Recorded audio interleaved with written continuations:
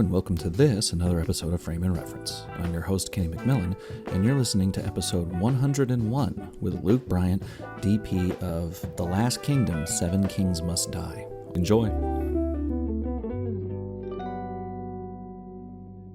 So I'm weird. Okay, I'm like the only person in the film industry. I don't drink Red Bull or tea or coffee or any of that stuff. So I do take multivitamins, and I think also, the show that I just did, and in fact the show I did before that as well, I came in second block, and I think, again, part of your responsibility when you're shooting a second block in a TV show is you got to lead from the front, obviously, and you have to set a positive tone. You have to create an environment where people want to come to work. I think these are all part of the responsibilities of an HOD nowadays. It's not, we'll get to it in a minute, but it's not just about my vision and the director's vision and the aesthetic side of things. So I try and stay relatively high energy, but in a way that's not too tense. You don't want people feeling that they can't approach you with a suggestion, or if you don't like that suggestion, then you're going to bite their head off. So I feel like we have quite a collaborative environment, but at the same time, you also have to have authority. Everybody looks to you to be a natural leader, so you have to be there making decisions. You've got to keep steering the ship. So I do take vitamins, but I don't take anything else. That's about it. So your endocrine system works. I think so, yeah. But I guess that's just a lack of tea and coffee. I guess there's no caffeine in my system at all. And I just totally stopped drinking. The schedule we just had was crazy anyway. But I don't even drink at the weekends, or I just totally shut everything down because I kind of feel like even on your day off, more often than not, you might get a call. The generator's blown up, this person's sick, that's happening, blah, blah. You've got to manage stuff. And I just like to be as clear-headed as possible, which I guess everybody does, right? That sounds factual, but it's actually as soon as you say it, because you don't want to turn up for work, hungover.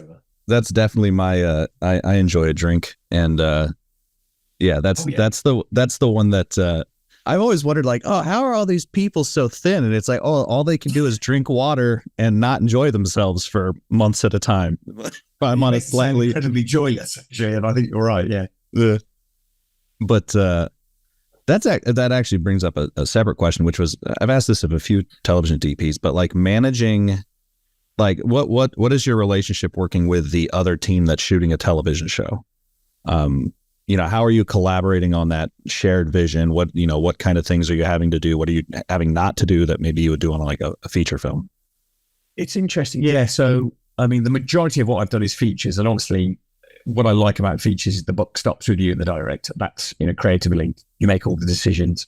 You can kind of work on the arc of the whole film yourselves. You're not paying, you don't have to be deferential to anybody else's wishes or anything like that narratively. That said, there's a couple of shows, one called I Hate Susie, which I have a big note about that right next to the Doctor Who note. Right, okay. And so I think it's the thing I did after Doctor Who. So I did I Hate Susie, and the show Just an Extraordinary. So on I Hate Susie, the first block was a guy called Tim Seidel, and on Extraordinary first block was a guy called Alvaro Gutierrez. And I got on great with both of them, actually. And what worked in I Hate Susie was each episode was about a different emotion. Kind of in effect slightly mirroring the stages of grief, but also a bit more expansive from there. So Tim and I, we kind of, what was great was there wasn't really one overarching visual language for the whole show. It was, I think my episodes was it grief and anger or something like that?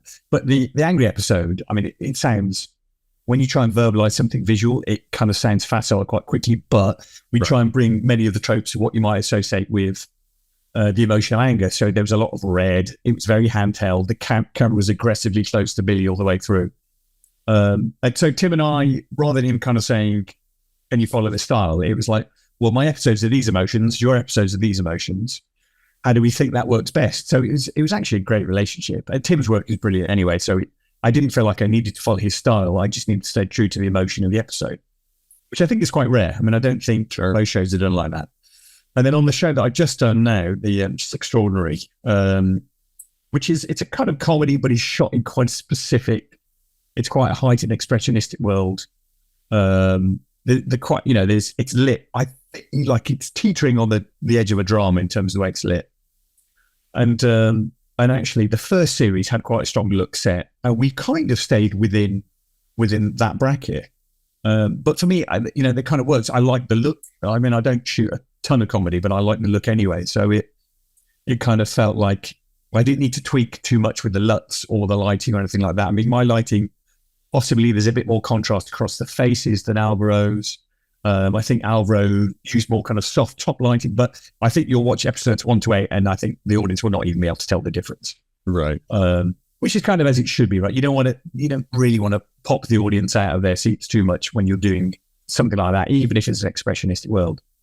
And I mean, I think maybe on our block, there's a bit less camera movement. Like I think at one point I was saying, imagine if David Fincher was making a comedy. So the camera only moves if the actor moves. Otherwise, it's just dead still.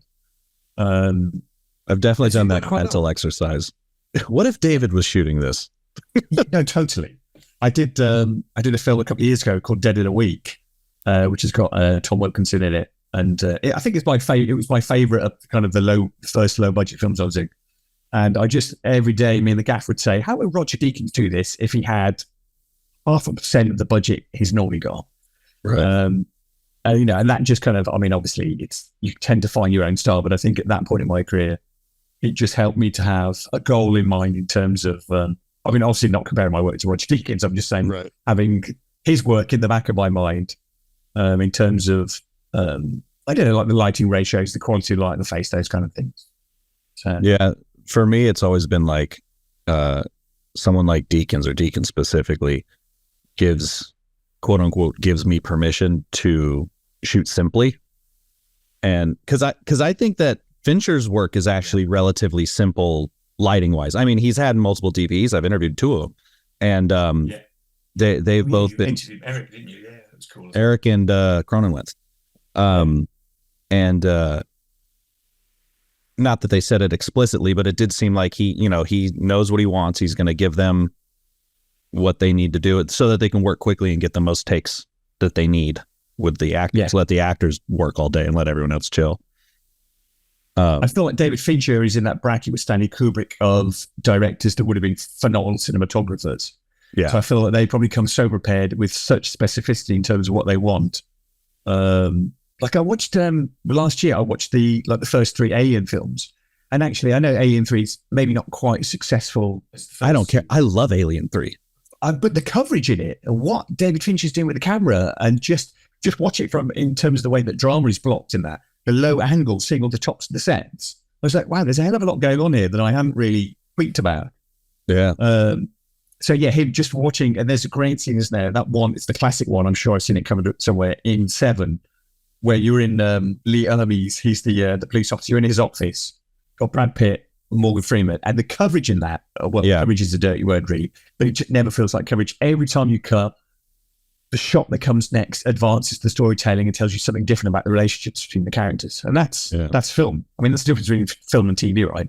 TV, narrative, I feel it's kind of exposition and dialogue based. Generally, I'm kind of oversimplifying. But in film, the story goes forward visually, and that's what Fincher does. I'm just telling you the plot. I literally, the podcast I did, I don't know when it's going to come out, but I'm backlogged a little bit. There'll be, I think, 8 episodes before yours comes out. So it's going to be, but the last one I just did physically, like last 4 days ago, that woman said the exact same thing because she had just shot a big long television show. And she was like, yeah, the difference is, it's all just people talking is television, like get the plot moving. It was the person who shot Perry Mason. And so do you know, that's really interesting because I didn't see the first series of that, but I just saw the trailer for the second series and I thought it looked great. I was like, and it feels period in a way. There's been a couple of films recently set in the 40s, you just feel very shiny and contemporaneous. And Perry Mason, I was like, that looks good. So yeah, okay, I'll check it out. Well, and that one, speaking of Fincher, I didn't tell her this, but I was like, that was a lady, right? I'm pretty sure it was like me. Before I start checking, I'm really intrigued now because I thought it looked great actually. That was, I have to cut this out. Yeah. Marle Rivas. Oh, yeah. Mariala Rivas. She's from Chile. and is fucking cool. But so she mostly shot movies, won a bunch of awards for all her films, and worked on Perry Mason. And I didn't say this out loud, but it was part of my note, was like that season took the Fincher approach to what do you call it when it's an older movie, when it looks older?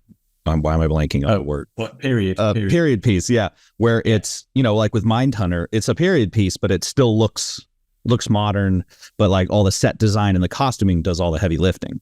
Like season 2 of Perry Mason doesn't really, there's maybe a little bit of fun stuff going on with the lens, but in general, it's the set design and the costuming that makes it look period, and not like, ooh, let's put a big film grain on it and like shoot on Baltars, Yeah. So funny you mention that, because it's tricky, isn't it? So like, say, for example, when you watch, say, the new Lord of the Rings show that Amazon did, it's still, I mean, obviously it's set in a kind of a slightly mythic period. Well, it's a very mythic period, which feels historical. But when you watch the show, it feels relatively contemporaneous, I think. Whereas when you watch, say, just because you mentioned Super Baltars, if you watch The Godfather, which was made in the 70s, but set in the 40s, I mean, I remember even as a kid, teenager, watching it and thinking that it had this sense of period specificity. So it felt like it was set, or it was a series of photographs in the time period it was from. And so I'm quite keen to do that kind of thing. So like, even with The Last Kingdom, the film that I shot that just came out, Last Kingdom, Seven Kings Must Die, obviously there was no photographic equipment in the 900s. Right. But I think that we have certain expectations, or cultural expectations, historical expectations of what certain time periods should look like. And I mean, we had quite a desaturated image. We added a lot of film grain because you have a sense of, there is a kind of a gauze, a haziness that you're looking through historically. And it doesn't always have to be something that was historically accurate. Like if you look at there was a film called This Is England that came out a few years ago. And that was set, it's a really interesting film, actually set in the Midlands in the UK. Brilliantly shot. And what they did, like if you look at the emulsions that Kodak had released around that time period, like late 70s, the emulsions, Kodak, they were quite earthy, quite brown, they're quite kind of warm earth, like quite organic emulsions. 5247. Yeah, that I can't even remember those, but that kind of thing, exactly. The Blade Runner stock.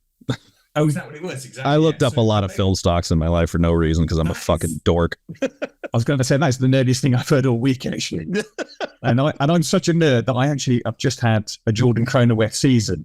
So I watched Blade Runner, then I watched Cutter's Way, Altered States, and then Rolling Thunder. I'd never seen Rolling Thunder. Wonderful. God, I mean, you can see why you got the Blade Runner gig. Those 3 movies, just like. I haven't seen Rolling Thunder. Anyway, I'll have to watch it. Yeah, go. Rolling Thunder is good. It's like, I feel like Tarantino's new book, he talks about it's like one of his favorite movies, and it's got an edge of kind of exploitation, but with enough kind of craft on it that you feel it's kind of elevated. And Tommy Lee Jones is crazy in it, so it's great. But yeah, so you don't always have to be. So what This Is England does so well is it actually has a different look to the way that films looked in that time period, but it still gives you a sense of being from that time period because of the way they base it to the look. So you don't always have to be of that time period, but I kind of feel like you need to have some nod. Like, I mean, I find with most digital cameras nowadays anyway, and with resolutions going up and up and up, that the image is just too sharp. Like, I feel if I could shoot a 2K image on old lenses, which in fact I did a couple of years ago and projected on a big screen, it looked great. You kind of, 4K is sometimes a bit too much, so 6K, but there are different requirements going on. I'm definitely, so I hopefully this is going to sound bad if this episode doesn't come out, but I think I get to interview Steve Yedlin on Sunday, and he's a technical genius, that guy. Well, and so that's given me a lot of his articles, and I hope if he does listen to this for some reason, I don't want him to. No, he won't, because it's happening on Sunday. It'll happen before I talk to him.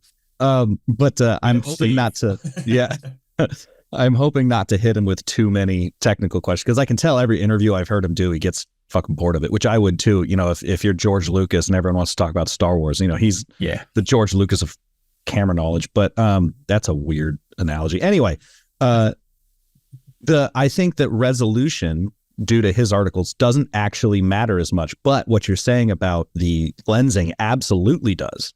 I'll shoot to 8K image on the V-Raptor, as long as you have a lens that resolves the amount, I suppose, that you want it to, you'll still achieve that look. Or you can even just down-res it, blur it, and post. Like we have so many tools that allow us to manipulate the image to be what we want, that I'm now of the opinion that you might as well just capture the highest quality you can and then fuck with it in post. But I also edit my own stuff. So I know, I color my own stuff. I know what I'm getting. You know, when I work for other people, it's a little different.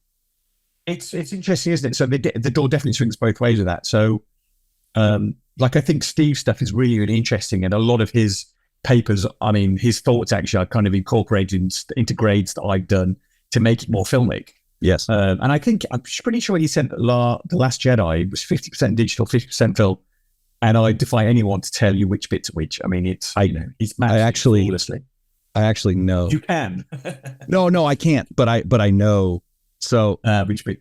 Well, this is 30th hand information, but I'm pretty sure he shot all of the older cast with film and all the younger cast with digital, and it wasn't for look, it was for workflow, because the older cast was used to the cadence of film, and so they marked what, blah blah blah, whatever. Yeah, they were just used to that start stop thing, whereas the younger cast wasn't. So they shot Alexa for them and film for. That's really interesting. So it's a performative thing as well. That's really interesting.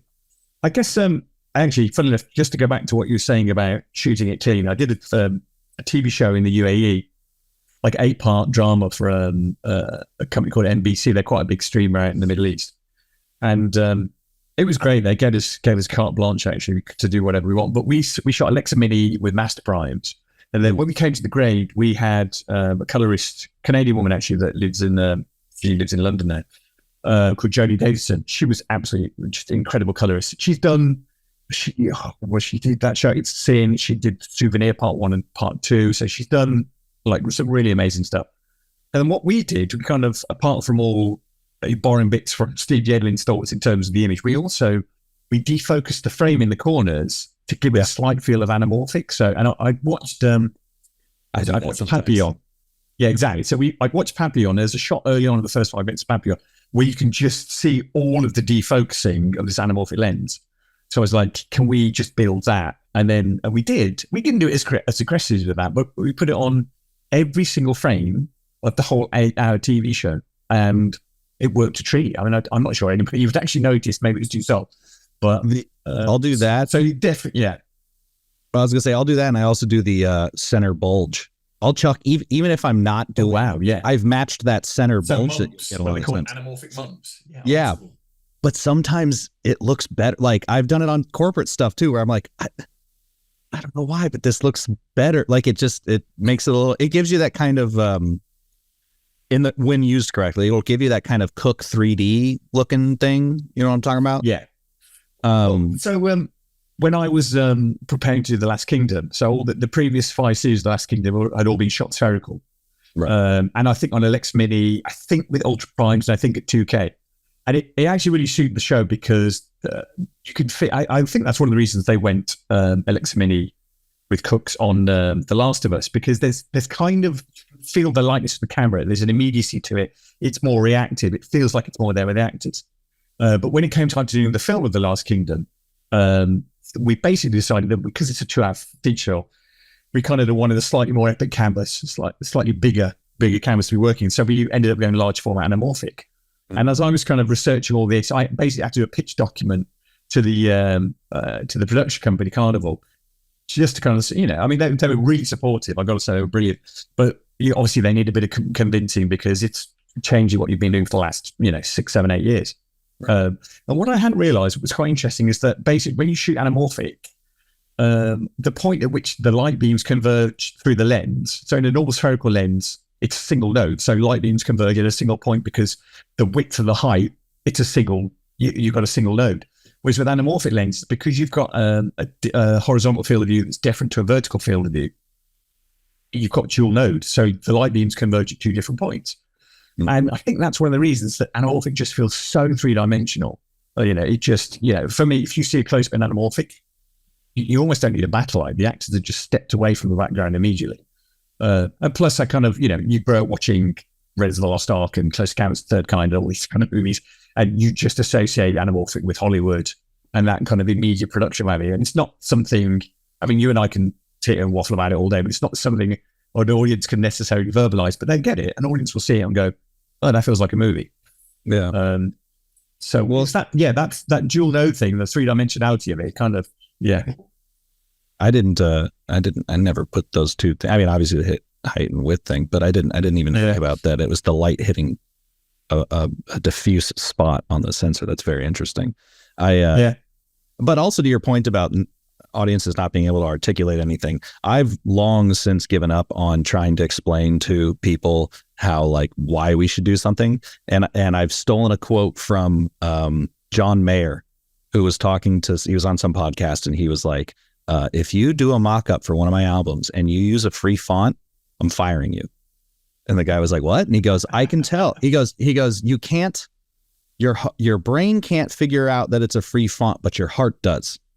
You can tell when there's artistry not there or not there, Yeah. And so it's the same thing with, like, Anamorphic. Yeah. Well, I think audiences can be dumb. We've seen fandoms be dumb, but any human has a certain set of emotions and feelings when they watch something that will change with life experience, but in general kind of all react similarly. So, like, but it's all, inspired by previous. So what you're saying about, like, with Spielberg's films, because he has set the tone for what a classic Hollywood blockbuster is, we all, whether we know it or not, associate that look with classic Hollywood blockbuster. And you can trust, unless the audience has not seen a movie, you can trust that they're gonna make that association, Yeah, I think you're totally right. And you just kind of, and there is a certain thing that goes hand in hand with that as well, to scale and the size of the sets. And it's interesting your point you're saying about as you kind of get older, you notice things. Because when I was younger, I was never, this is slightly sacrilegious, but hear me out. That's this whole podcast, man. I was not the biggest fan of Martin Scorsese, but in the last 5, 6, 7 years, I've just gone back and watched all of his work again. And I'm just, okay, the guy's just a total genius. And I kind of felt like of all of that generation of the, whatever you want to call it, the movie brats or the geniuses. So when I was a teenager, I was kind of obsessed with Brian De Palma because I just thought what he did with the camera was just insane. So he was almost my favorite director. Whereas now you look at the work of Scorsese and I feel like he's almost the only one of that generation that's still doing stuff that's examining heavy questions and that has an artistic profundity and validity to it. Like if you look at a film like Silence, it's like that's a phenomenal film, kind of, looking at the nature of faith and, all of those kind of things. Whereas his peers, they're not really making those kind of films anymore. I mean, I guess they're not really getting the opportunity to, which is not to say that Spielberg's making bad films, but Scorsese seems to have a kind of an intellectual gravitas that he still wants to tackle these subjects. And in fact, his new film, Killers at the Flower Moon, I read that last year before I realized he was doing it. That's kind of, if he can do justice to that book, that's going to be really interesting, actually. So, well, tastes have certainly changed. Going back to annoying fandoms, like Scorsese. Well, I just, and I do want to get back to Seven Kings because I watched it last night. And there's a few things that you mentioned that I wanted to touch on. But in terms of Scorsese, I went off when all the Star Wars fans are getting all mad at him for having opinions that I think are relatively valid. I went and bought his entire World Cinema project on Criterion because they were having that 50% off sale. And I was just like, when people were like, what have you done? Like, all you do is make gangster movies. And I'm like, this man went to different countries and physically found reels of film to bring back. Like, he's done a lot for cinema on the whole, like for the world, more than just his gangster. And also, I think gangster movies make up like a third or something of his films. Those are the popular ones. But he definitely, like, I don't think you can, unless you're a real troubled kid. I don't know if you can watch The Godfather at 13 and be like, fuck yeah, this is my film. Like it's definitely for, if you're like a parent or at least old enough to understand family dynamics from a 30,000 foot view. I think like that film, for instance, is difficult to grasp on an emotional level. And I think it's like you say, like all great art, whether it's literature or film, I feel that as one gets older and becomes wiser, more experienced, hopefully more intelligent, hopefully happier, as things change in your life, I think great art reflects that back at you. So you might, you kind of, and again, it can be very specific to what you're going through in your own life at that particular time or period. But great art, I think, reflects a lot of the things back at you that you go through. And again, with The Godfather, I remember watching that as a teenager, being like, okay, yeah, that's fine. And then the older I get, that movie just seems to get better and better. Yeah. And it's weird because I was kind of obsessed. So when I was younger, I was obsessed with Kubrick and De Palma. I just watched the films again and again and again. And I've kind of found that they both have a type of emotional and psychological detachment. And as I got older and become a bit more emotionally intelligent, which is partly through what we were going back to earlier, like running a department and having to work on your people management skills. And as I've become a bit more emotionally intelligent, I think that their emotional detachment and their psychological coldness turns me off a little bit more than it used to. I mean, I still really enjoy the films, but there's a kind of a 2001. I mean, that and Blade Runner are the two reasons I do what I do, basically. But there is still a detachment and a coldness there that feels like it's very much of the artifice and the surface.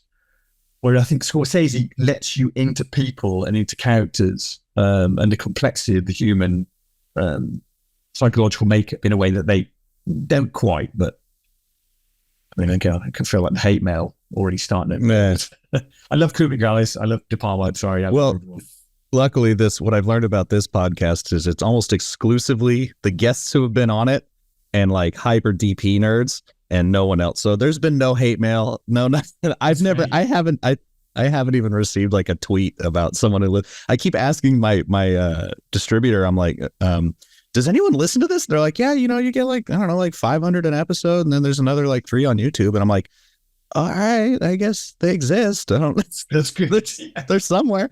But I wanted to go back because there's this point in Seven Kings Must Die where it's like this wide shot of the guys coming. It's kind of earlier in the film, but like they're coming off this hill and it's kind of like a silhouette, and you've got that edge fudginess that you were talking about. And in the back of my head, I was like, all right, either that's an old lens or we did that in post, but I can't tell. So I guess it's good. So you know what? So I think that was in the lens. So we shot on the Cooke large format anamorphics, right? Which are similar to the Super 35. No, it's a kind of different set. Actually, the S7s are spherical, I think. So these things are huge. Like, I mean, we use the 180 a lot, and it's a beast. I mean, it's like a Primo. It's just a huge piece of glass, right?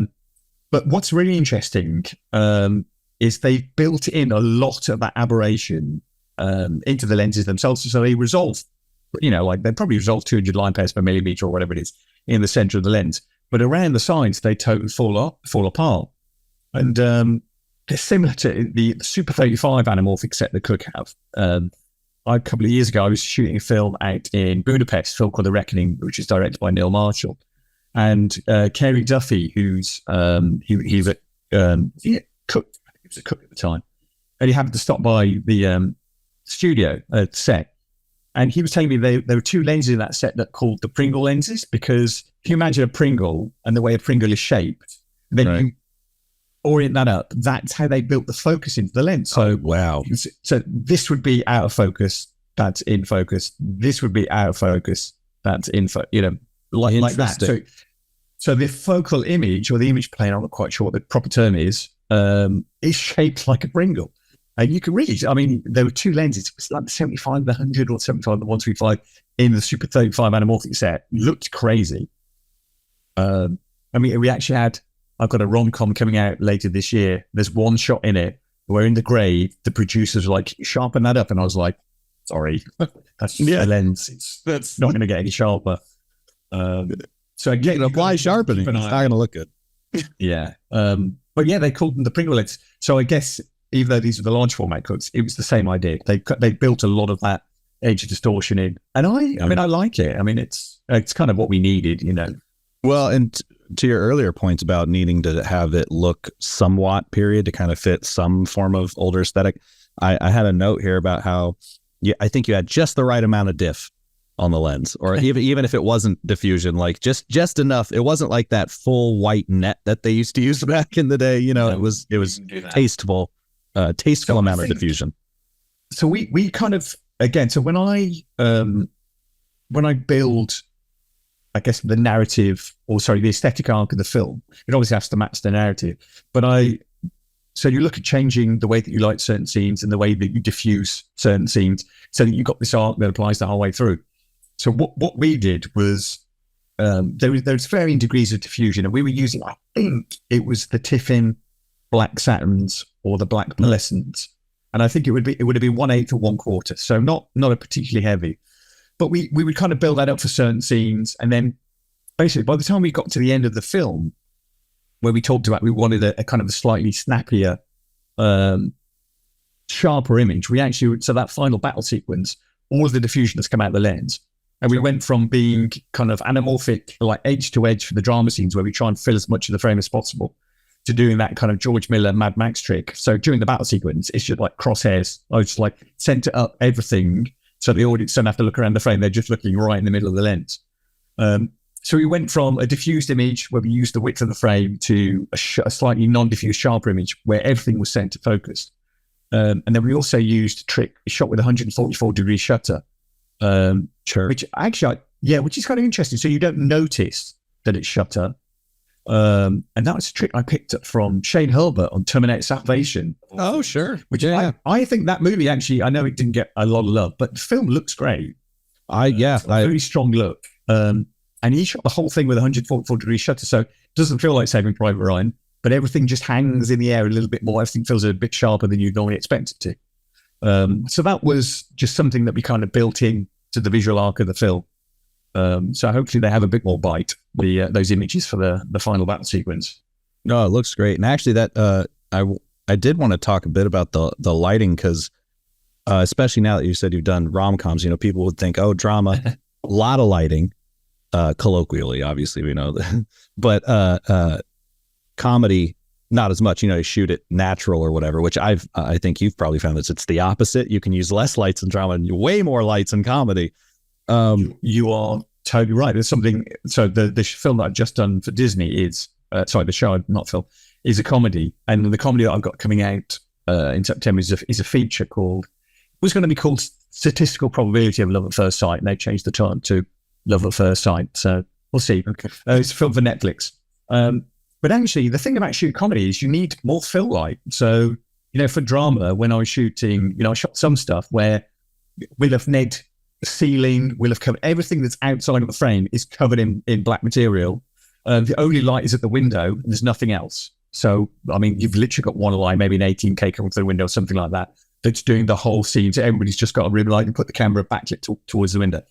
You cannot do that in a comedy. You'll get fired at day one. So you find yourself kind of trying to get interesting ratios across the face. And again, there are moments in, I wish I'd done a bit more of it in Seven Kings actually, but there are a few scenes where you can see the ratio is kind of from lit to shadow. So you kind of go for this, you know, chiaroscuro, that Italian term, right, which is kind of associated with Caravaggio's work, or, you know, they also call it tenorism or mannerism, whatever you want to call it. But it's about super inky shadows, moodiness, and real drama across the face. So something as opposed to Rembrandt's, which is here. Exactly. Well, exactly. So weirdly, the comedy I've just done, the Rembrandt thing was a bit more of a reference for us, because you'll get that Rembrandt triangle on the full side of the face, so the light wraps around a little bit more rather than it being just from one side. Right. So I think like Rembrandt works for comedy, Caravaggio for drama. A bit. But we were always trying to, you know, I think for me, I'm always trying to get a bit of drama in the face. Like occasionally I'll see a shot I've done where, you know, it looks a bit like this. The ratio is just kind of flat, that and that side, equivalent exposures. And I hate it when I see that. I'm like, oh, you balls that up. Why did you do that? But sometimes you have to, because you're facing a window or, you know, this, that, and the other. Right. But I'm always trying to get some kind of drama across the face as much as possible.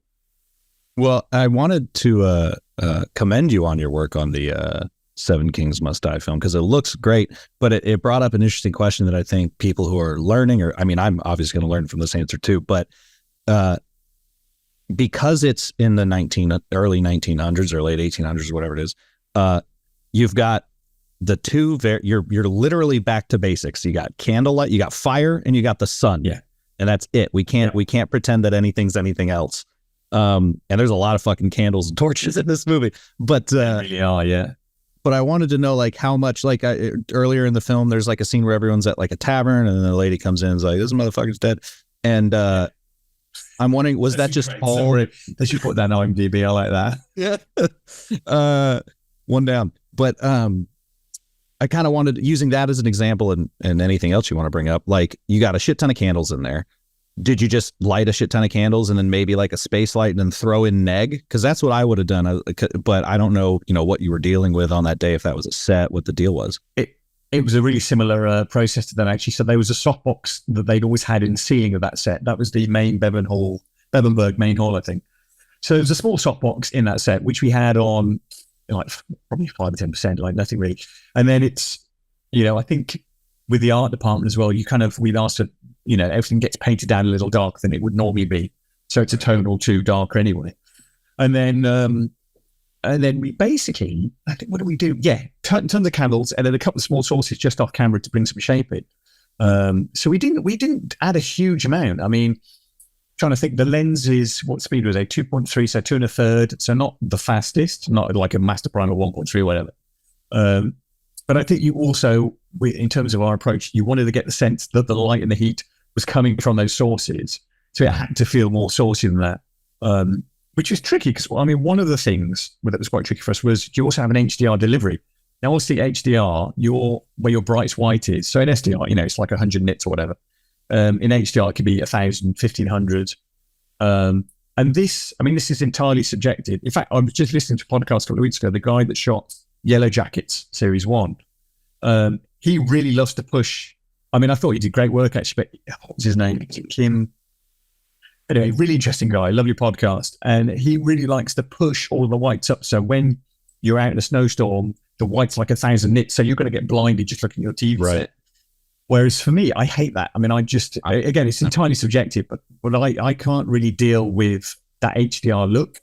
So what we did in the grade, the colorist, Jatin Patel, he built all the LUTs as well.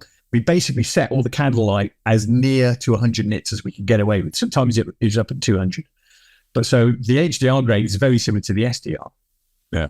Which is just, again, it's totally subjective, but it's just my taste. I'm not really a fan of that very strong HDR look where you just feel like you're showing off the parameters of your TV set.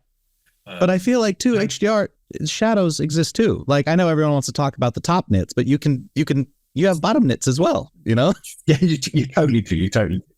And I guess it's also just like, I kind of grew up in cinemas and movie theaters. You have like a movie projector is like 50 nits or something like that. So you kind of, although I've got to say, the last couple of years, I found myself, maybe it's just getting old, going and watching a movie and going, that looks like they're not projecting it bright enough. But I'm probably just getting used to like 1,000 nits on the TV. I think your eyes are actually correct. I'm lucky enough to live next to a nice theater, like not that the theater's fancy, but it's in the fanciest mall I've ever fucking seen in my life. Like nicer than in Beverly Hills, and it's in Century City. Oh wow! For anyone who's in the area, but that AMC is like never bad. And then I'll go to one that's in somewhere else, and it's like, oh, all right, no, I'm being treated nicely over here because this is like one time. Oh man, one time I went to a movie theater. Sorry, went to a movie theater and the center channel was dead. Oh wow! So all the dialogue was just. I'm like sitting there just like livid, and my friend's like, I can't tell, and I'm like, oh, I love that for you. Like, yeah, oh god, I went and saw Solo when that came out. That was shot by Bradford Young. So his style is like super low key, really moody, really interesting. Love his shit. But again, they projected it so low that I couldn't see what was going on. There was like a sense of and you could tell it was a projection thing. It was just the film. That just sense of work and not being able to separate, and that's the problem is when you take creative risks like he does, every part of the pipeline, every part of the food chain is going to be doing what they're supposed to do. Otherwise, you spend tens of millions of dollars. He puts in all this work, all this effort, all this beautiful lighting. And then the last link in the chain, they can't project it right. You're like, oh, Jesus. The image just kind of falls apart. So I was lucky yesterday. So I colored my friend's new documentary coming out. and he goes, "Hey, do you want to come to the theater?" Because they can't do a distribution yet. They have to like show it. I don't know anyway, he goes, "Do you want to come to the theater and check the grade?" And I go, "Okay, great." So we go over there, and I'm watching it, and him and I both are like, "All right, this looks good," which really made me happy because I was like, "Good, my screen's actually calibrated correctly," because I'd never had this experience. We're sitting there, I'm like, "It's a little desaturated," and then the projectionist hands me the remote, and he goes, "Oh, just change whatever you want," because it's not like a theater projector. It's a very nice like prosumer projector. So I just had the remote, and I just pumped up the brightness and changed the mode from presentation to reel, because I guess presentations for like slideshows, and immediately it looked exactly like my grade, and I went, "Oh, there it is. All right, we're good." And then so great. There you go. I'm one of probably a billion DP or colorists who actually get to go to the theater and fix it for the audience. That's great. You know, I did a short film years ago, 2009 now, with an old friend of mine, and the film got into Sitges Film Festival in Spain. And he took the film, oh God. And when they projected it, the post house had basically saved the wrong settings onto the DCP. So it projected without a grade, with the temp voiceover. So it was his voice doing the voiceover, and with like all temp sound. So the lights come down, the film comes up, and he just kind of goes, "Oh."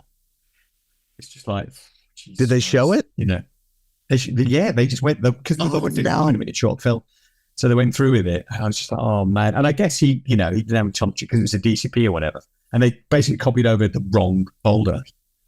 Just like, oh man, that's just so, and it was a great short film. You gotta go to the Q&A and be like, "Yeah, we made some interesting choices on this one." Yeah, exactly. And we stick to really kind of indie sound. Yeah, strip away the artifice, man. But I get, you've heard this podcast before. I fucking run around. But I wanted to go back to the film, because we were talking about the candle thing, but I also wanted to talk about the exterior shots in two ways. One, managing sunlight, because I think, the average person goes and shoots outside and goes, "Why doesn't mine look cinematic?" And two, the logistics of dealing. Every scene seems to have 150 extras and like stunts going on. So I was hoping you could talk about those two elements of shooting outdoors with seemingly no modifiers. God, so the weather, the light, I should, weirdly, when everybody asked me what the biggest challenge on the film was, it sounds nuts, but it was actually the weather. So when we were shooting that battle scene, I think it was 8 or 9 days. We had second unit, we were running 4 cameras and drone. And it was just, so there was one day, I'm going to have to put the photos up at some point. So in the space of 3 hours, we had blazing sunshine, crazy snow, sleet, wind, Jesus, and hail. It was insane. It was totally insane. And because we got heavy wind, we're about an hour and a half outside of Budapest in a beautiful valley where the battle's all kind of taking place. And the biggest frame that we can put up is a 20 by 20, because we don't have the manpower. I mean, we can't get condors in there or, Manitous or anything like that. So we've got the whole electrical grip team manning these 20 by 20s as they're blowing all over the place. And that was the limit that we could do. We couldn't even get in. We literally had one 20 by 20 that we had to walk around. And you can in the battle sequence, you can definitely see where we've had to work on, we kind of trying to tighten the frame and put every single person in that frame. But you can definitely see in the grade. I mean, Jack did a fantastic job, but you can definitely see eye to my eye where the sun suddenly come out or suddenly pops out of being covered by the frame in the back shot and all this kind of stuff. Right. So it was a real challenge. And even in the some of the kind of the courtyard interiors, every time the sun comes out, it just flattens out the image. So obviously we're trying to make everything as backlit as possible. And there's a couple of scenes which we shot in drizzling rain, and to me they just look great. Like if we could have shot everything in that kind of rain, I'd have been super happy. The ground looks right, the light's really soft overhead, everybody looks kind of miserable. It just works. But it was really sunny. I mean, it's really cold, but it was really, really sunny. And also the orientation of the battle, to make the narrative sense of the battle work, we had to put our heroes kind of at the bottom of a slight incline or a slope. The only one that we found of all the locations that we looked with, it meant that our heroes were facing south, which means that they were looking directly into the sun if it ever happened. So we spent a huge amount of time just trying to deal with it. And even in the set, as soon as the sun came out, we had to send up like fly swatters, 20 by 20s, everything just to cover the sun as much as possible. So So it was a real challenge. I mean, it was, and it's so strange because there were a couple of shots where we shot it on overcast days and it just looks great. And you're like, right, it should have all looked back. But, it is what it is. So, and the second part. So, sorry, you were saying about the numbers. Oh, just the logistics of shooting giant crowds. Because I think on the lower budget, certainly on my minuscule budget shoots, you're dealing with 3 people. And so I can manage like dealing with 3 people in my head. Even if they're running around, I got it. But like 40 people, I don't know, like how what's the pre-production like on that? Yeah, obviously you must be shot listing the shit out of it, but like just how is that kept efficient? It's good. I mean, we like you said, we shot listed the whole thing. What I tend to do with my shot list is, so I kind of build a narrative arc, and I guess that's more for me, where I divide the film up into, I always treat it like a piece of music. So it's a symphony with 4 movements. So you have 3 acts, and the final act generally there's a little pivot in the final act. So you kind of assign a look and a feel to each one of those movements, and that becomes your overarching aesthetic approach. I feel like I read that. Anthony Dodd Mantle, that's right. I came across Anthony Dodd Mantle does that. So I kind of borrowed that, and that's such a great way of structuring your narrative look. Sorry, what was I going to say? So with this, just in terms of the numbers of people that we had, I also tend to do a shot list that becomes almost like a narrative retelling with visual references of the whole thing. So it's a spreadsheet with the shots, the location, and all that kind of stuff. But then I will write out the story of what we're trying to achieve, and I'll put visual references from all the films. I mean, the mood board was just like, it must have been over 100 pages. It was a crazy amount of, it was just ridiculous. So it was, everything from Kingdom of Heaven, Macbeth, Kurosawa's Ram. I looked at a bunch of old westerns. I'd actually seen Pale Rider recently, Clint Eastwood one, because oh my god, so the lighting is just absolutely insane. It's so dark, it's incredible. So we had all these references. We put them all in the shot list. So we were very well prepared. But while we were shooting the battle sequence, we'd do a 10-hour continuous day. So that's 10 hours without any break to maximize our daylight. So you kind of eat lunches in the hand, still shooting. So that's what they do in Hungary, 10-hour continuous. Goodness. And then at the end of it was heavy. And at the end of every day, me, Ed, first AD, and the script supervisor, we then spend another 3 or 4 hours shot listing the next day and just going through everything. So it was super intensive. I mean, it was very, very, Ed's the director. It was a very intensive process. And the crazy thing is, even with, I mean, there were like hundreds, not thousands, but there were hundreds and hundreds of extras at the battle sequence. And it's never quite enough, isn't it? I don't know why, but it's one of those things. It's like the laws of physics or filmmaking budgets. So we'd still find that for the wides, we'd be doing them on the longer lenses. So you'd be able to kind of compress everything into a frame, foreground dress with a lot of people, then just push everything back, because we were looking at some bits in Kingdom of Heaven, and they did exactly that. So you see what looked like a wide shot, tons of action in the foreground, and you count at the extras, and like, okay, they did that with like 120, 150 guys. Well, obviously they had more than that, but the occasional shot would be like 150 mil with 150 guys, feels really busy. Right. So we went in that direction, and it works. I mean, the frames feel busy. And then obviously visual effects added a whole bunch, crown replication added a whole bunch as well. Yeah. The interior daylight scenes, there's a lot of like on, especially in like, I suppose the castles or whatever you want to call them, but the stone areas, there's like obviously shafts of light coming in, and then every once in a while you got someone sitting next to a torch. But I was wondering, like, is that all, were you kind of, adding your 18Ks and whatever through there just to keep it all managed, or did you just kind of go with it and stick with just like interior lighting? So normally there was a couple of 18s outside the windows, so you'd have some kind of, we also kind of built eyebrows outside the windows and sets. And so we kind of negated the sun that was coming through around the set. And then we, punch a couple of 18s through the windows as well. And then I try not to have too much on the floor. When I'm shooting drama, you don't want to add too much light, especially not from the camera side. And my inclination is, even if you're shooting, once you've done the wide, you come into the close-ups, you've kind of established where the key light's coming from. But I'll always try and wrap the fill light round from the key light. Round from the key side. So you'll never, I've always got the fill coming from the key side rather than putting the fill on the opposite side of the key. Because again, that's just something I hate. It just feels like, well, you can see key and then the fill, but like 2 stops under, it doesn't look natural. It doesn't give you the quality of light across the face, for me. So So Yeah, what's the wandering DP calls that? The sun sandwich. When you get the sun from behind, you just put the reflector right on the opposite side, so it's just this, that's the way. Yeah, kills your contrast. Yeah. Yeah. We're kind of starting to get past time here, so I want to be respectful of your time. But I had a whole bunch. Yeah. Sorry. Yeah. Go for it, Kat. I'm actually loving this chat, but no, me too. Well, I'll have you back on whenever you want. I'm just trying to. Did I touch a raw sun? Yeah. Okay. Stunts. Yeah.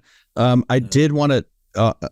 Coming off that film, because you had brought up I Hate Susie, and I was just going through your IMDb, like, because I just tell my girlfriend, oh, I'm going to be not around for like 2 hours. So she was like, oh, what's this one shot? And I'm going through and I'm like, oh, he shot Doctor Who. And she's like, oh my God, me and her met because of Doctor Who, because that was the question on the dating app 5 years ago. Wow. But and then I was like, oh, he shot Billy Piper and I Hate Susie. And she goes, I have a question. I was like, oh, go ahead. And she goes, is she as pretty as I think?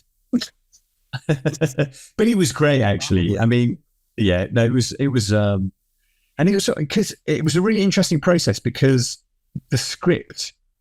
So Lucy Prebble co-wrote it. So Lucy Prebble is one of the writers on Succession. She's amazing, right? So she was there in the process as well, quite heavily involved, like there with us on the day, and do line tweets, that kind of stuff. And I mean, I don't know Billy personally, but you got the sense that so much of it felt that it was coming from an autobiographical point of view. It just felt really interesting. She was completely committed. She's a great actor. I mean, she really is. And every day it was a tricky shoot, just because we were always trying to challenge ourselves to work within the emotion of the episode and how can we shoot this in a way we've never shot it before. And I really enjoyed working with Anthony, the director, actually, because he'd done a lot of theatre. He did a great film with Billy Connolly a few years ago, but he'd been working in theatre, and he kind of came at me with ideas that put me out of my comfort zone, and it really like challenged me to kind of and sometimes I guess we had to compromise on the lighting, but it worked so well in terms of the camera language or the energy for the narrative that it was quite. It's interesting being put in that position where you've got to sacrifice some of your aesthetic principles because it works better for the story. Right. Right. So yeah, it was good. There's one scene in particular outside the theatre where there's a bunch of characters meet another bunch of characters, and we kind of blocked it. So they meet these two groups, and then they kind of pirouette around each other in a 180. So the camera is very West Side Story. Yeah, it's just doing that the whole time. And it was so hard to light. And I remember shooting on the night, and I was like, oh, this looks horrible. The light is it's brilliantly backlit there, then horribly frontlit there. And actually, when you saw the edit, the energy was so disconcerting that it works. It totally works. Yeah. So, my uneducated ass would have been like, top light for everyone. Reflector somewhere. I don't know. That's exactly what ended up happening. Stick a light to that wall. Let's get out of here. Yeah. But were you a fan of Doctor Who before you got the gig? I know the show. I gotta say, it's such a good, like the amount of directors that I work with that have gone through Doctor Who, like it's a kind of an incredible breeding ground for British talent. Actually, like a lot of people go through it. It's the Law and Order of the UK.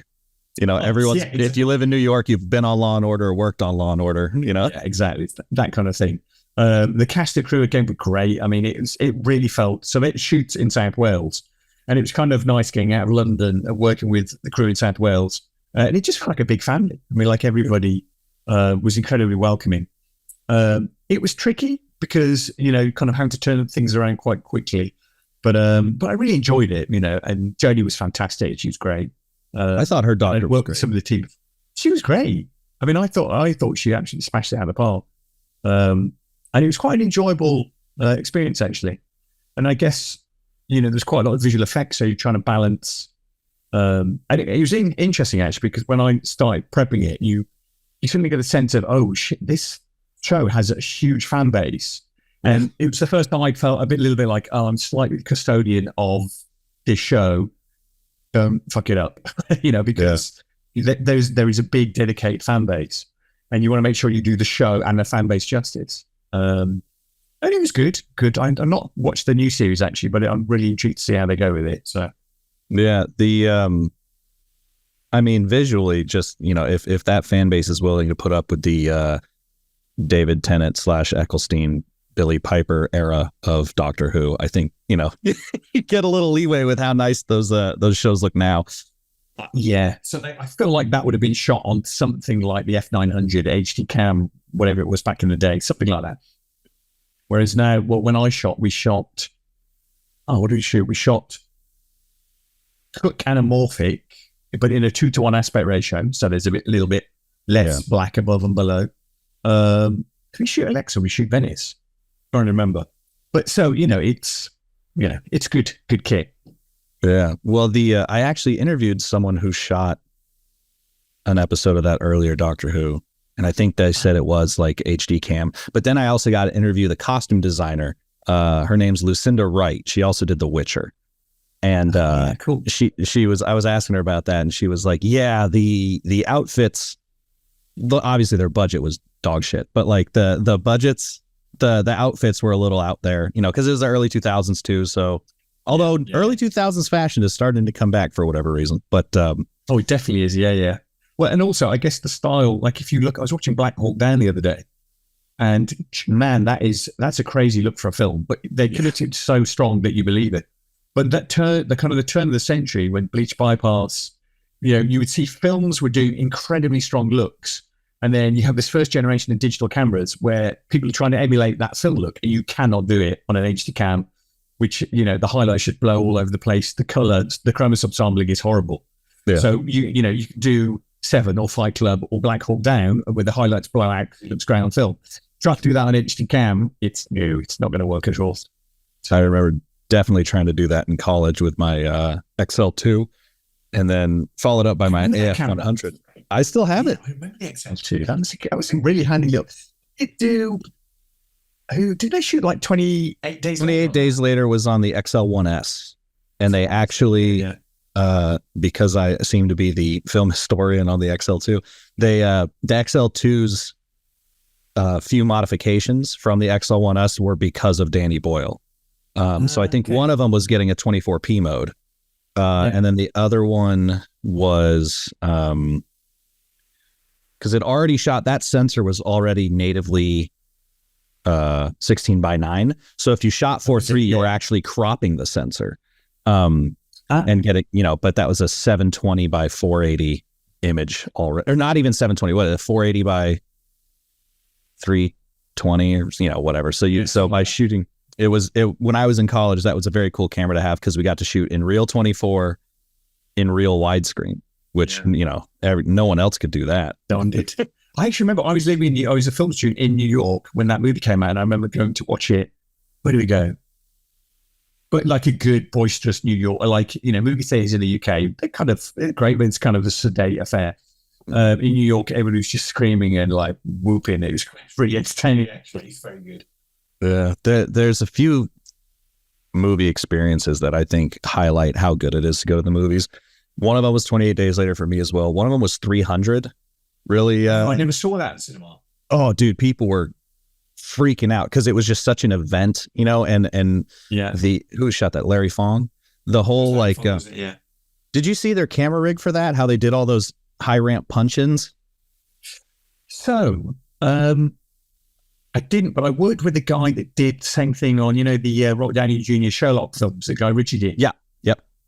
They had a camera above and below, like Phantoms, and then they digitally, is that what they did on that? 3 cameras, yeah. Right, wow. 3, yeah, so like a wide type medium. Yeah. Just turned at them. Or you know what? I think they had them in a 3D rig. But they, instead of being offset, they were just exactly, the splitter was just on top of itself, so maybe it was just 2 cameras, but that way the punch in didn't slightly adjust. It's really interesting, isn't it, that you you just shoot 12K. Use visual effects exactly. You would, wouldn't you? God, where's it going to end, Kenny? Where's it going to end? What's the roof on K? I honestly, I think 8, because the 12K, I've talked to a few people about this, and it's like, you know, you shoot higher than your deliverable, right? So if you're going to shoot 4K, it's nice to shoot 6K on the Venice. There's no such thing as 6K deliverable unless you're shooting for like a billboard or something, right? Or some specialty IMAX maybe. So then you've got your 8K. Okay. But even the Blackmagic 12K, like you only get that so that you could super sample down to 4K again. Wow, and I even if computers get to the point where they can, you get quantum computing and no footage makes your computer slog, I just don't see the necessity. Because, obviously going from the XL2 days to 720 HD, that was a big jump. And then, or 1080 for sure. 1080 to 4K, big jump, but we're always talking about displays, right? Are displays going to get any bit like theaters, discounting IMAX, like theater screens are getting smaller actually. TV screens, we've certainly maxed, like people just don't physically have room to put anything bigger than like an 82-inch screen. Yeah. I think, and if also the question, sorry, go on. Sorry. I was just going to say if 6, 8, or even 4K is more than acceptable on those screens, then unless you're trying to do the Fincherian, super stabilization and reframing on every shot, I just don't see a need or a want for more Ks. I think that race is dead, and TV manufacturers don't care. It's a weird one, isn't it? Like, and also, I guess there's also a question about the fidelity of the human eye. Like, there comes a point at which you will not be able to. In fact, more resolution might be problematic for the way that you see things. It might be too much. Almost like, I mean, it's a different question, but when, in the 70s, they shoot stuff at 48 frames and play back at 48, or The Hobbit, 48, like HFR, whatever it's called. And people just couldn't deal with it because they're not really used to that kind of thing. And I wonder if with resolution, there would just come a point where, if you're looking at your TV and the TV looks sharper than the real world around the TV, I don't know how much further down that path you want to go, but we've already got like Planet Earth and stuff where that type of footage is great, and no, exactly, it works there, yeah. But we already have it. It's not like it needs to be improved on, Although I guess Avatar did. I don't know if you saw Avatar, the new one, in 3D in theaters, but again, I should have actually. Did you see it? Yeah. Okay. First of all, goddamn, because I remember the first one coming out, and we were like, "Where's this going?" Because it just looks so good. There were shots, entire scenes in the new Avatar in 3D in theaters, because I don't think it's worth watching at home. I think the whole point of Avatar is to go watch it in 3D in a theater. Yeah, I wish I could actually. Yeah, I'm sure they'll re-release it just so he can get back on the whatever film of his is below that Avatar. He'll just. But well, I guess they got 6 more. But photorealistic. The VFX teams on that movie need to be given more than Oscars, because you've got the animated character standing next to a real person, bleeding out, hands touching digital character, and you can't see the seam. You just can't see the seams. But it was shocking how good it all looked, especially the underwater stuff. But that's just because James Cameron's a ocean nerd. But for a lot of it, probably like 65% of it, they use HFR. Right. All the action scenes, anytime there's movement, it kicks to 48 frames, or maybe 60, but it felt like 48. And then anytime it's just like, it really threw me off, and not because it looked like The Hobbit was very jarring in 48, but with Avatar, I wish they just stayed there, because anytime they kicked back to 24 for two head conversations, it looked worse. And I was like, no, we're like, let's. Oh, wow. So you wanted it to stay there.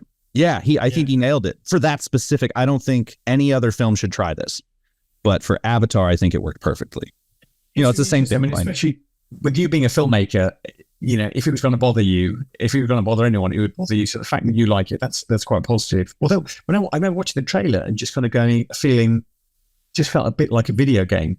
I don't know. Maybe that's No. You're right. There is definitely that element of certain scenes, but I think it's shot.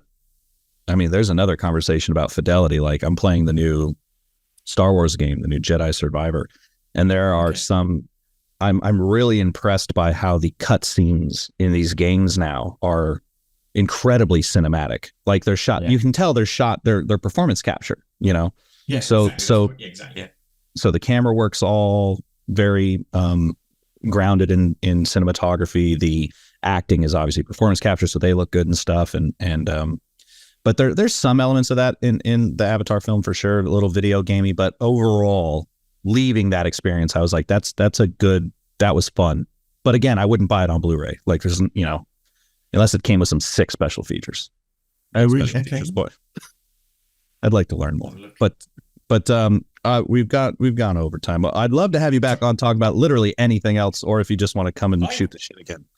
I just trying to think, is there anything, I mean, I don't know. I really enjoy, I mean, I could actually just keep talking about movies for hours, to be honest with you, but you have a family and a business to attend to, so. Well, I got 2 cats, I suppose, so that's a family. My girlfriend keeps telling me that. But I end the podcast with the same 2 questions. First one being, and it's this, I interview so many TV people now, but I guess you've shot a bunch of movies. But if you were to program a double feature with Seven Kings Must Die and another film, and obviously not the television show, what would that other film be? Oh. Well, I wish I paid attention when I listened to your other podcast so I could have had to think about the question. I'm going to start putting it in the booking email because the second question is going to be worse. Man, that's a tricky. What would you do a double bill with that? It can match. It can be different. It can. I mean, I feel like any answer is going to sound incredibly pretentious because I'll be comparing my work to. You're not comparing it. It can contrast. It can be. This is just the other film you would have in the double feature. So you know what would be a really interesting counterpart would be Kurosawa's Ran. Like we looked at that quite a lot, and that's kind of set in feudal Japan, battle sequences, all that kind of stuff. It's very different in certain ways, but we looked. One of the main things we took from it was, oh God, we shot so much nature for that film. There's like 5 shots of it made it into the film, but we spent hours just shooting cloud formations. That was all because of Ran. And I remember watching Ran. They have this incredible ability. They'll be talking about a certain thing in the script, and then they cut to a shot of the cloud. It seems like a visual representation of what they'd just be talking about. And I remember like, am I imagining that? Or am I on acid? Or how have they done that? It's just absolute genius. So it's obviously a much more elevated, but I feel like it'd be an interesting companion piece to what we did. Or possibly the Macbeth with Michael Fassbender. But that's a bit more. Sure. Yeah. No, we'll take either of those. Second question, the much harder one. A lot of podcast people will ask, what's the best piece of advice you ever got? I don't want that. I want to know what the worst piece of advice you ever got was. Oh, God. Or that you've seen given, I suppose. So broaden it out a little bit. Do you know what? I think when I was at New York Film Academy, we had a great teacher, actually, who's an ASC member, shot a bunch of stuff. And I feel like he gave me what is simultaneously the best and the worst advice. Amazing. You anyone. This is great. And he was like, the first rule of filmmaking is this. It's assume credit, assign blame. If it's good, you did it. If it's bad, he did it. And I was like, I feel like I get it. Like you have to watch your back, but I also feel like it's such a negative way to start your film career with that advice. That probably worked in the 60s. Exactly, yeah. Yeah. But I feel like that's quite kind of bad advice. What would be bad advice? I don't know. No, that's perfect. I mean, honestly, just to piggyback on that, now I think most people would agree that the exact opposite is true. Take the blame, assign the glory, and most people will want to work with you again. Or just at least people know responsibility. Take responsibility for what you have done. Yeah. Yeah. Because I think most people, something that I've noticed, although I've been told that I'm sometimes too hard on myself and maybe I've just built this knee-jerk reaction and I need to cool it a little bit. Everybody's the same, Kenny. Like that's the artist's mind, isn't it? Yeah. But it's always like if something goes wrong, I will highlight everything that I did to make it go wrong and then try to diffuse the situation. And if something goes right, I'll point out all the people who succeeded because I really don't want attention. Hence why what's funny is like I always say like, oh, that's why I'm behind the camera. But then I have a 150 episode podcast series where I'm talking the entire time. So maybe I want a little attention. But it's a fine balance that you're totally right there. Like I'm not a big fan of public speaking, but I'm kind of fine standing up in front of like 300 extras going, stand over there, guys. But yeah, but generally behind the camera is good, not in front of the camera. In fact, I worked with an actor on a film a couple of years ago. And we got on great, actually, but he was like, so self-taping, can you please give me some advice? How would you like me for this? So he actually went through a bunch of stuff, and he bought a whole bunch of gear, and he lights himself in a very basic way, according to what we saw, because he was like, nobody tells us how to do this. And it's like, Right. And as much as you want to hope that the person seeing the tape has an imagination, they might just look and go, oh, the image is flat, they don't know what they're doing. So, sometimes you have to be prepared to polish something as much as you can, so they're not, it's like if you delivered self-tape, but it was in log and it hadn't been graded, that would immediately put somebody off if they have no imagination. Yeah. There's actually a great Twitter account called Uncorrected Log. And it's this guy just goes through, anytime someone tweets out a video or there's a commercial that has uncorrected log in it, he just highlights it. And I like that guy. God, I'm going to have to follow that. It's quite funny. A bit harsh, but quite funny. Well, sometimes I think he's just looking at like kind of a decent, like, because there was one thing from like the Met Gala that he called uncorrected log, and I was like, I think that's actually got a 709 conform on it. It's just everything is white and really brightly lit, so it looks. I mean, it's like exposed correctly, but everything's brightly lit, so it's just flat. Yeah. But it's like the blacks were still black, but it's like you could only see that on like the interviewer's sleeve and like the fingernail of the actress they were talking to, and I was like, I think that might just be. So not long. Boring.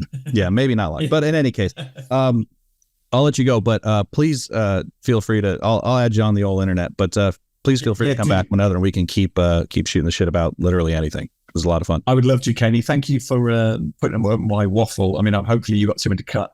I'm the king of waffle. 15 minutes of interest. Get rid of all the rest of that. No, that's the thing that people. I had a 4-hour one before, and I did have to cut that down. But I think 1 to 2 hours, this audience seems to enjoy. So I think we're at what, 1.5, 120. So we're good. We're solid. Great. Thanks so much for the time, man. It's been lovely chatting to you. Take care. Yeah, you too. Later, brother.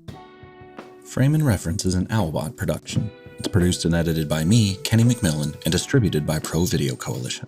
As this is an independently funded podcast, we rely on support from listeners like you. So if you'd like to help, you can go to buymeacoffee.com/frameandrefpod. We really appreciate your support, and as always, thanks for listening.